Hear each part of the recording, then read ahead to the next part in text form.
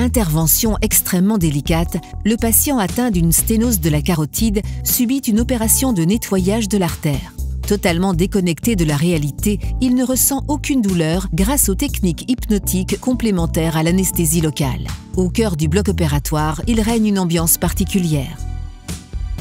L'hypnosédation nous donne l'avantage qu'on sait tout de suite ce qui se passe au niveau du cerveau quand on clampe la carotide, beaucoup plus vite que les techniques classiques qu'on utilise quand le patient est endormi. On augmente le confort pendant l'opération. Le patient n'a pas l'impression que le temps passe et je trouve aussi que le patient qui sort de ma salle d'opération, pas du tout effrayé, pas du tout impressionné, c'est quand même un plus de confort pour le patient pour subir ce genre d'opération qui reste des interventions très délicates. Mais normalement, tout le monde peut être un bon candidat pour cette technique.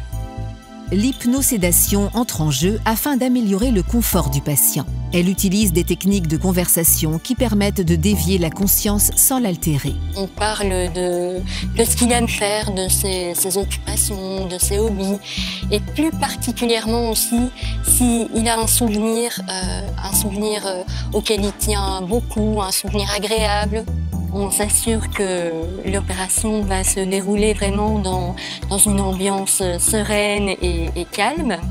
Et puis ensuite, on prépare la salle pour une anesthésie par hypnose, mais aussi, au cas où, pour une anesthésie générale. Le patient va perdre petit à petit ses repères et entrer dans un état de bien-être. L'intérêt de travailler en équipe pluridisciplinaire, c'est à la fois du côté anesthésiste, il y en a un pour faire l'alloco-régional et l'autre pour s'occuper vraiment du patient et le garder au centre du soin.